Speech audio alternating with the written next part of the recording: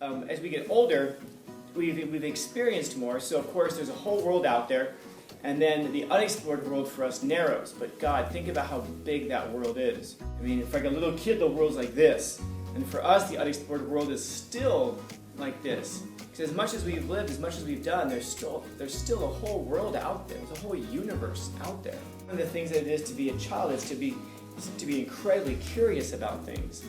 And I don't mean like, just like chisme. I mean like actually curious about how things operate. Or we can fold our arms, as some old people do, and just say, I've seen it all. And once you believe you've seen it all, it's time to get in the box. Because if you really believe that there's nothing else that you can get out of this life, then you're probably right. If you're infinitely curious and you're constantly testing new impressions and endeavoring into new experiences, then there's always something new to do.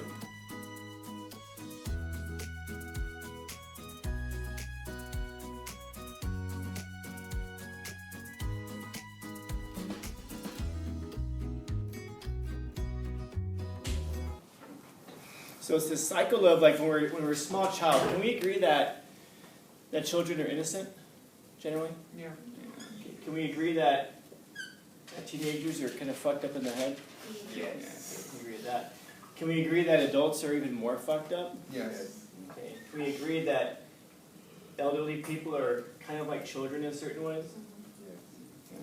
So yeah, it becomes this cycle where we like birth and experience, then we come right back to the beginning. It's like a hero's journey, in a sense. And so all along the way, we learn some things, and then at the end of it, we all learn like, I was right in the first place. So I guess it begs this question of what is it to be like a child? So what are some of the characteristics of a child? Annoying. So to be annoying? What? Weak. What the? Huh? Weak. Yeah, fragile. I'm not going to say it again. What else? Emotional. Emotional, yeah. Older people are emotional because, they're dying soon, so they, I want to tell you I love you. When I'm old, I'm going to do that all the time to people. I'm going to say it in such a way that they think I know something. Like, why? What's wrong, Scallon? Nothing. I just want you to know you are always very important. Just to people at the supermarket, stuff like that. Then they were thinking like, oh my God, he's going to die soon. What else are children like, though? Curious. What's that? Curious. Curious, yeah. They're really, really curious. That's one of the things that it is to be a child. It's one of the things that's great about seeing little kids.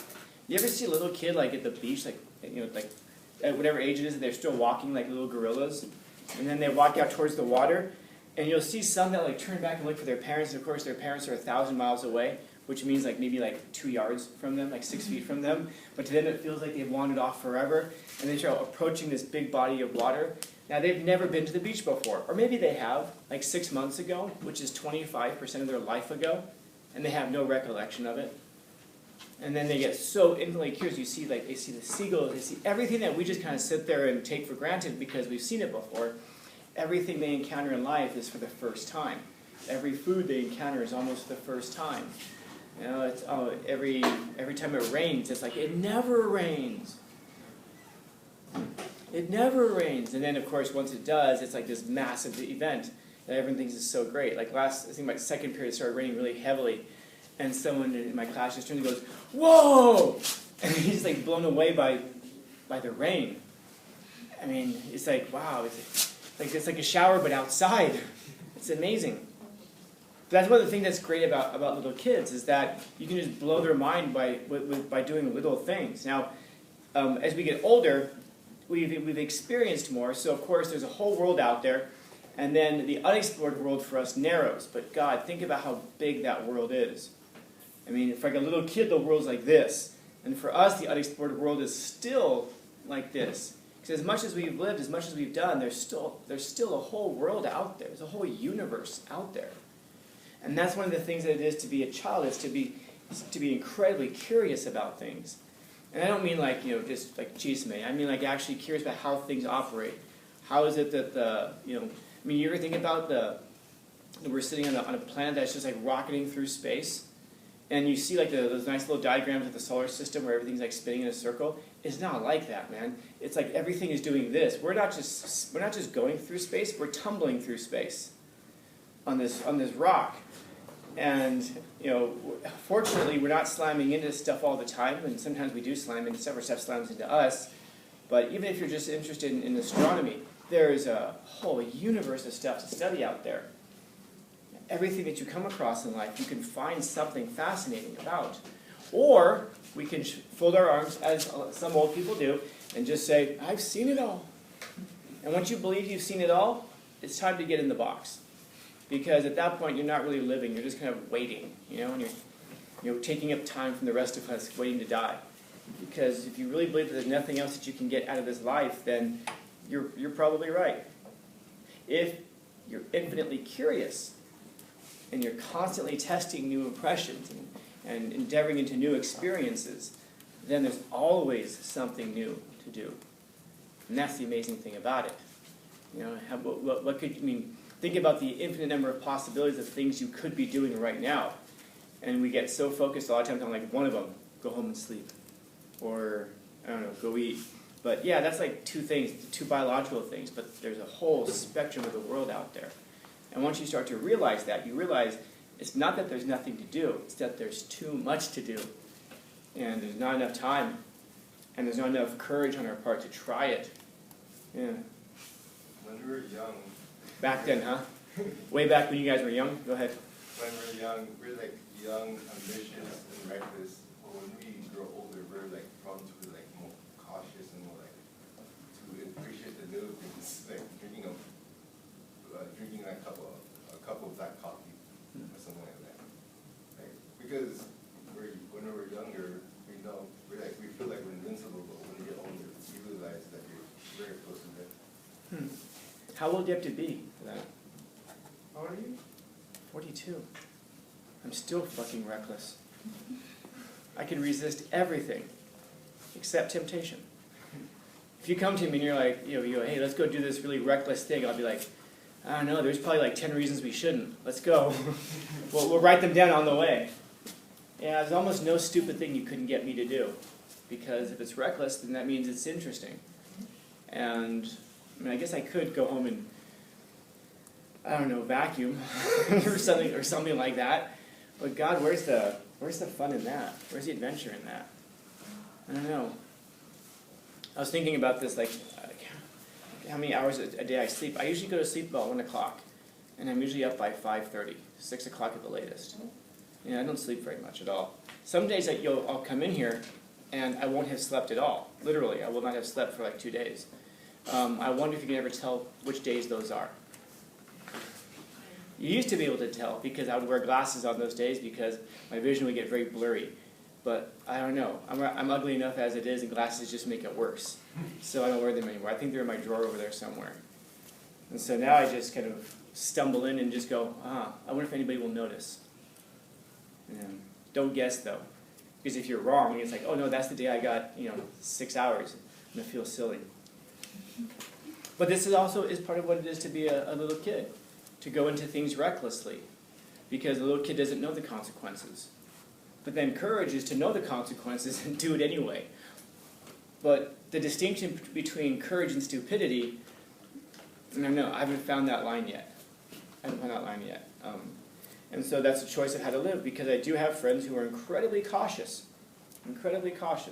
and they do fine in life. They do well. Which of those you are is entirely up to you. You got to figure it out at some point. But like a little kid, go running into the ocean. I don't know.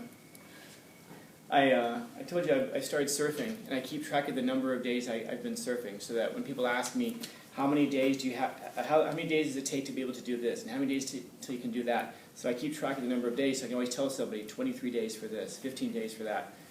I was telling you a story a few weeks ago that it was storming like today, and the waves were out there were 10 to 15 feet. A 10 to 15 foot wave is about the size of this ceiling right here.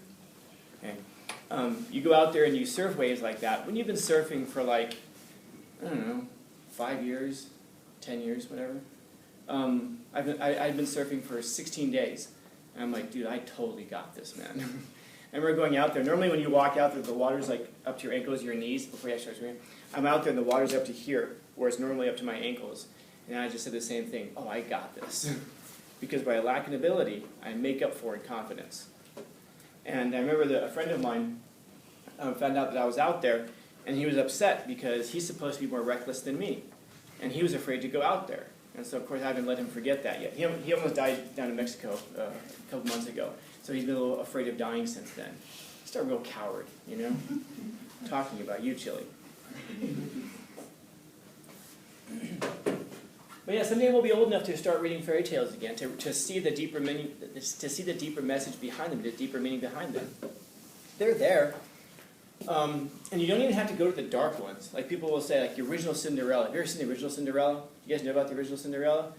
Yeah, a girl. They're trying to fit into the slipper, and she has to cut her toes off. And the reason that the prince notices that that's not the right person is because there's blood all over the sandal. Actually, there's a crow that calls it out. And then her sister tries, and they cut off her heel to make it fit into the sand, into the slipper. And so it's a pretty dark one. But you don't even have to go for the dark ones, man. You can just go for the regular, Disney ones. What are some of your favorite Disney fairy tales? None, huh? Corporate mess. Yeah. Tarzan? I've never seen it. Never seen it? I've never seen it. Is it anything like Grapes of Wrath? Huh? You've never read Grapes of Wrath? Yes. Oh my God. Now we can sit here and compare back and forth the stuff I've seen that you haven't, or we can just accept it and move on. The Lion King? Yeah, Lion King. Yeah, Lion King is a fascinating story, man. When you look at what's going on in that story, it is so deep. It is so deep. In fourth quarter, we're going to look at either Pinocchio or Peter Pan or Lion King. I'm not sure which. I'll let you guys vote on what your favorite one is, which one had the most positive impact on you when you were growing up. I'm going to choose that one, so I can ruin it for you. Yeah, what's that? Hercules. Hercules? I never saw Hercules. That surprised you? This is good.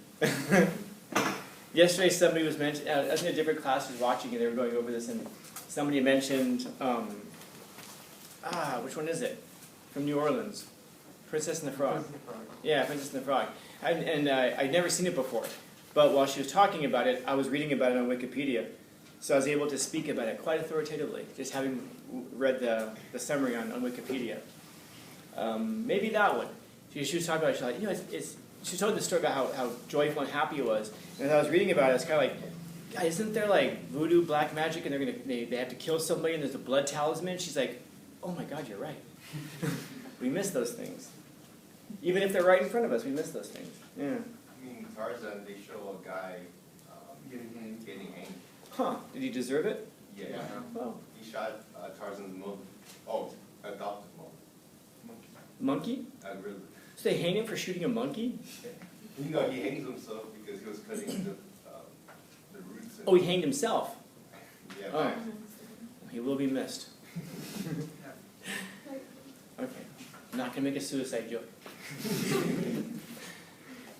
Yeah.